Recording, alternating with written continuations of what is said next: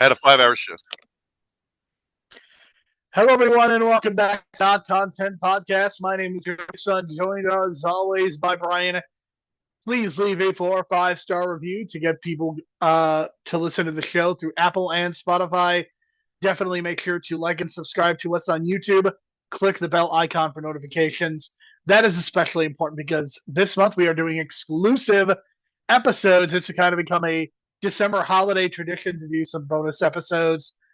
In the past, we've talked about like TV shows. This month, we are doing like the non canon. We're trying to add movies to the Christmas canon to your regular rotation so that you're not watching Christmas with the Cranks every year and you're watching good movies like The Holdovers, which we are going to be discussing today, and The Apocalypse, which I'm not sure is as good as The Holdovers, but I do have some thoughts that we will be sharing on YouTube this week.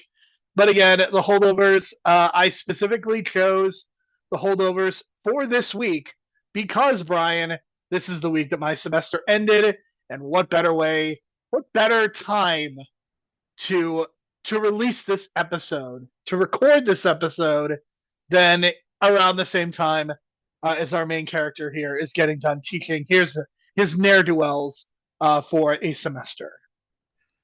I mean, it's just a coincidence, right? And you wouldn't happen to be like in the process of failing a student that could potentially be the father might be a financial stake in the school, something like that, right? You wouldn't fail a student, if he's got a Well, financial stake in the school, right?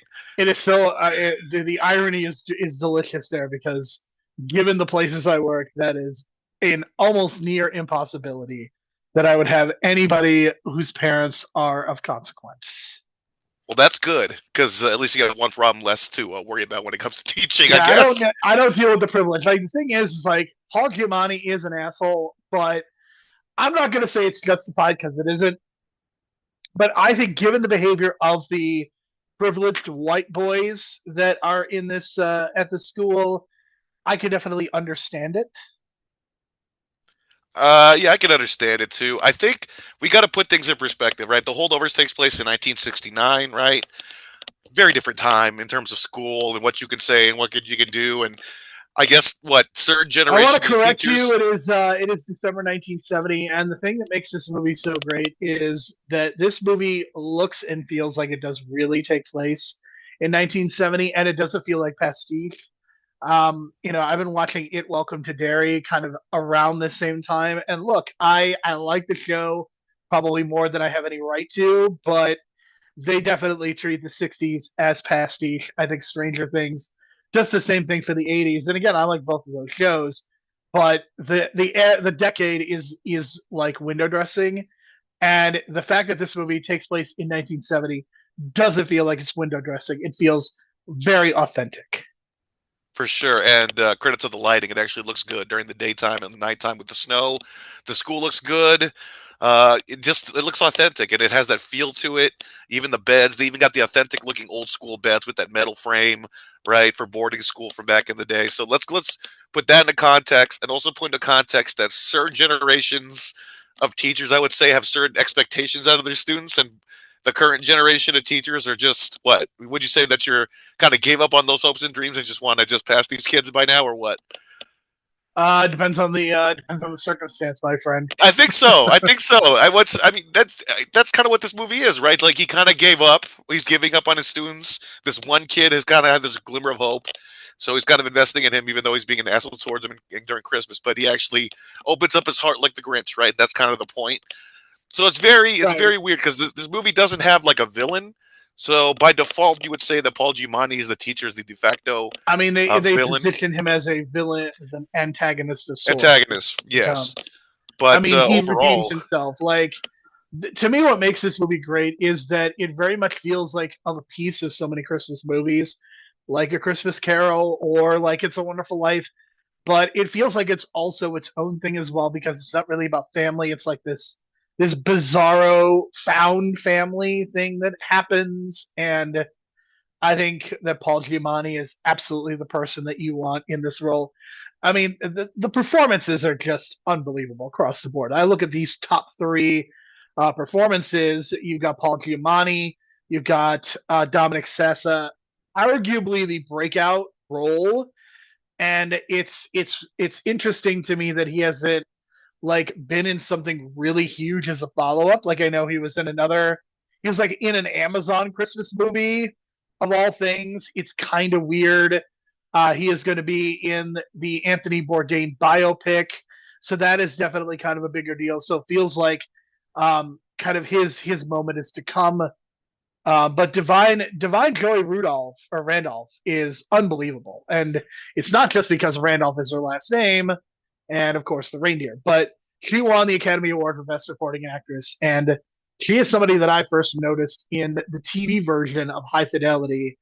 She was a real standout in that show, kind of a breakout on that show, and the fact that she is able to win an Academy Award for this movie, she was very, very good.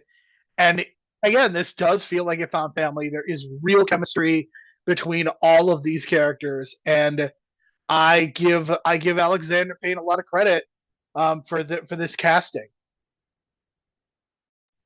Yeah, I would say Divine Joy stole the show, like really stole the show. Like first that scene when they were watching TV for the first time, that's when you kind of see her character kind of unfold and develop and realize how great of an actress she is. Because it's like she's almost doing stage theater, kind of feels, but in a kind of like really great way for that transfers over into the film. Because I could see her performance easily translating into a theater production of this script, and it's again stealing the show and still have that same kind of performance.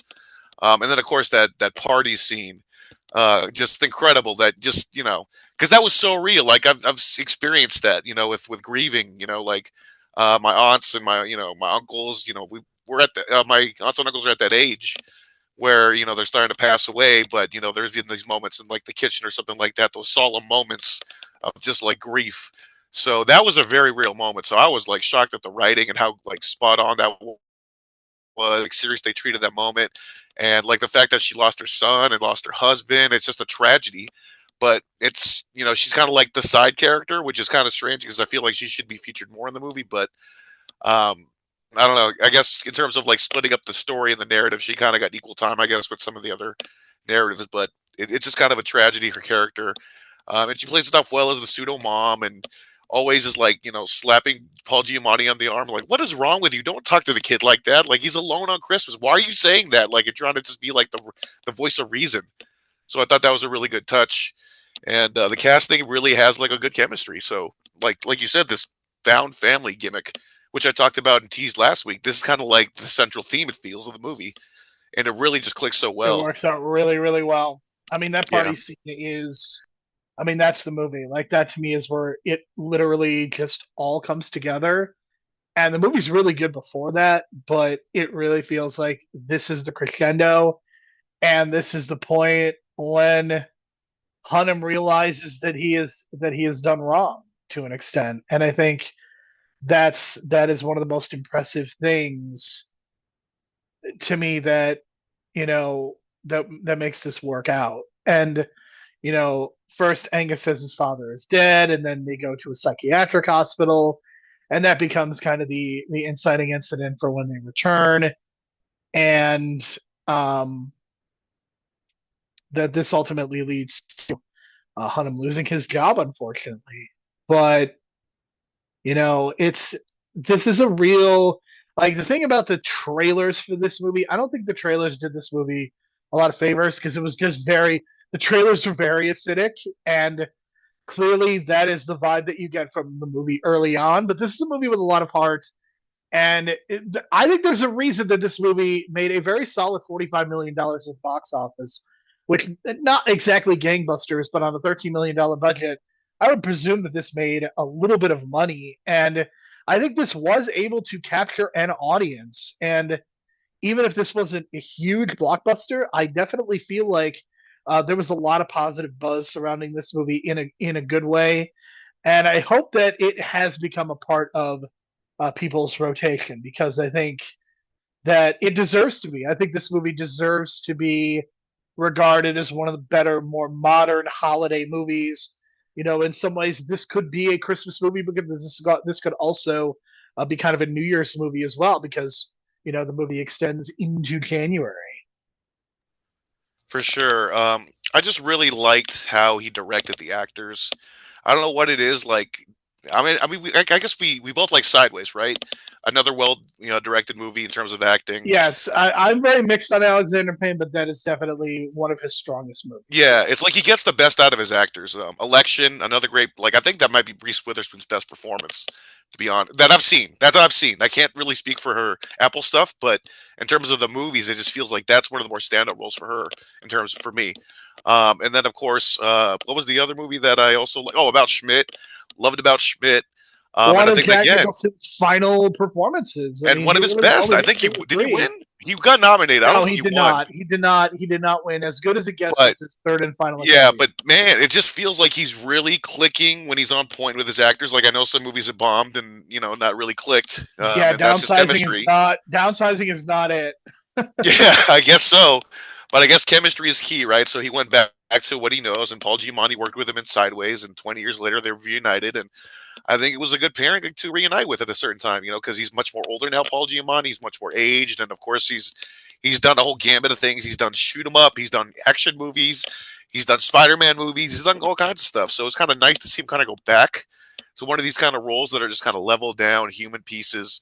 And I think the fact that he's aged appropriately for the role, right? Like, he just looks like that old teacher, and he's like the right age I mean, for he it. has perpetually always looked older than he is, and I think that has You know, actually suited him well. Um, yeah, for sure. yeah, I think that this is such a fascinating piece of And work then my because question is, I can't, I didn't look this up, but I want to see if you know the answer, and we may just leave it a mystery. Which eye is the prosthetic eye that they use as makeup? I don't know. See, that's the best part, isn't it? Because for all we know, it could be his real eye, but it's probably not, obviously. But I mean, because look, the guy does not have a lazy eye in real life, obviously. But to pull that off the whole movie, you got to really have good, like, makeup. You know what I'm saying? Especially eye makeup. So I thought that was like very subtle in terms of like great makeup and detail, because it's one of those things you don't think of, like Marlon Brando putting the cotton in his mouth. It's one of those things, little attention to detail adds to the character. And of course, he talks about I his think eye in the those real movie. details make a huge Yeah, difference. and then I of course really it do. pays off at the end with that line about this is the one you look at, right? So just little things like that, you know what I mean? It's a good touch. So and I like the idea that I mean, not it's not a good thing, but this idea of what mental health was, right? I mean, we're just talking about Jack not Nicholson, not Buffalo not the Google's just Nest, in institutionalizing instead of treating is right? And this is basically the vibe that they're going. 1970, and it's clear to me, but I don't know if it's clear to you, but I think they electroshocked him, right? That's clearly what the indication I was. think that is or something or maybe even a lobotomization, right? That's what I was thinking too. I wasn't thinking that far into it, but it just seems like, yeah, because my aunt, I've heard stories about my aunt around this time. She had similar kind of episodes, and she was like, electroshock therapy. And this was like, even what, the late 70s, the early 1980s, this happened. And this is 1970, so I can only imagine just the idea of what they thought of what mental health was and how to treat things, and just totally missing the ball. So I don't know if this guy is actually as violent as they say he is, or maybe he's just, you know what I mean? Like, we really don't know the extent of his mental health. Like, it's just, I don't think we're ever going to know, because how do we know that the mom lied about the physical incidents, right? Because it seems like she just wanted to get rid of the guy. So, and that's the thing too, is the mom is a biatch, but what can you do? So, I mean, again, I think that we get a real sense of the privilege that's involved here. I mean, these are kids, at this school who are going to be going to the Harvards, and that's why obviously why Paul Giamatti's character is so bitter because he was not able to finish his academic career properly and he's teaching at this high school instead of being a professor at a university. Like, you just feel that bitterness. And, Paul Giamatti, obviously the character is like continuing to be bitter and, sees these ne'er-do-wells as not living up to their potential, and he's really angry about it. And again, this movie is very acidic in that first 20 to 30 minutes because you see how he treats his students, and it's not great. And again, the students are certainly not perfect, and the students are certainly not well behaved, but it is very much a two-way street. And with somebody like him, I mean, he is an adult. Like, he's an adult teaching kids. Like, these are still, even though it is a boarding school, these are still kids. And It's Yeah, it easy to see just why the students and the teachers despise him. yeah, I've always had this philosophy about teaching, and you could probably agree with me because it's probably the same thing. Is like you got to communicate on the level of your students. If you're just Well, not like yeah, I communicating, mean, you can fail because them, but you I've have to. definitely had the experience of like teachers that are just like talking in their own kind of level and not communicating the message, or like they're just sprouting out words and no one's paying attention or no one's taking it. And I think that's what's going on here because I've Right. definitely I been to think you those have kind to of do that classes even. for sure. You have to do that even more Yeah, at and then but high once you have school. those teachers that know how to communicate and are in the, especially like this guy doesn't watch TV, which tells you he's not pop culture savvy. But if you have a pop culture savvy teacher, you can connect the dots easily for your students, right? But he's not even doing that. So he's Well, not you even also like, have to understand that TV in 1970 has a very different perception than it does now. I mean, we live in an era of like prestige TV, but in 1970, like TV was seen as a I'm lesser talking more product. this guy doesn't know who the Beatles are. You know what I'm saying? Like, I'm worried Right. this I guy mean, does not know who that is a John huge Lennon is, problem. Like which I think you is never key could to see being a that. teacher, especially in 1970. You gotta like know who John Lennon is and Paul McCartney, and you know what I mean? I mean, it may And not affect your understanding teaching, but it's like Vietnam and like yeah. it's a So very different world. Like 1970, like some of the people in these classes, like they could be drafted. They could go to Vietnam and lose their lives, and that's even referenced at one point. With with Mary Lamb, like of course she loses or she lost her son in because he was drafted, and and it's because like the son could not go to college, and like so many of the people at this very privileged institution are going to be able to afford to go to college, even if they don't go to an Ivy League. Their parents are going to bribe somebody to get them into school. yeah, I thought that was a very good like layer to it with the death of the son, and like that's pretty much obviously like a a social commentary to what Oh these yeah. kids are like, the privilege of what these kids are going through. So it was very smart writing in terms of that. But then again, it's those little things that make me want to go more into like her character. And we really don't get that because I thought like we did kind of get that when she visited her sister, but I thought we were getting more of an extension of that. But we kind of switched off back to the kid's plot about meeting his dad. But this movie's 2 hours and 11 minutes, so I can understand that. It's just I feel bad when you introduce interesting characters and you can't fully explore them because there's still a bit of a mystery left of what she's gonna do because she still wants to stay at the school. How's she gonna handle like the repercussions of what happened? Is she just gonna let things slide and just be, kind of like dealing with her grief, right? So it's a very interesting character, and I kind of wish that we kind of explored her more. But the real tragedy, I guess, besides her tragedy, is of course the kid and his parents and his dad. But man, that that mom character, I forget, I don't know the actress's name, but my goodness, that was so cold blooded. Um, and I the mean, moment, yeah, she excels at it. one of the things Yeah. that really like affects me or affects a kid is when they're on the phone with their parent and saying, "Please don't do this." It's one of the most regrettable things that you can't go back on, right? Once a kid says that, it's like you're at that line, and she fucking crossed it, dude, like cold blooded style. So I got no sympathy for this character, which you're not supposed to have. But if that's the real villain of the movie, then maybe she's the true villain of the movie. Because like, goddamn, I mean, she arguably is the villain. That's for sure. I mean, she her and the stepfather are excellent in their 5 minutes of screen time that kind of brings everything together and leads to the departure of Paul Giamatti's character. And I mean, I guess in some ways, like maybe he's going to be better off. Like maybe he's going to be able to do something else with himself and find happiness. Like I see yeah, him I being consider it fine a with a happy happy ending. This ending. is a happy ending to me. Yeah, this is a happy ending. Yeah, because Compared he's to gonna get like he learned something and election, now I he's gonna guess. yes. Yeah, Like to me, he yeah, because learned something. election, the wrong, the bad guy won in that case. But in this case, even though he did get fired, the kid still gets to stay in school. He's not going to military school because that would probably mess him up even more. Because if he's on meds now, imagine going to military school. They're just going to throw his meds away, right? Like that's right. That's my interpretation of it. Like, but it sucks. But he hopefully this kid goes on because we're never going to get a sequel, which is good. But I can only imagine like this kid is going to go on to be an author or something like that. So I guess Yeah, that's the implication. that is Something that like that along those lines for sure.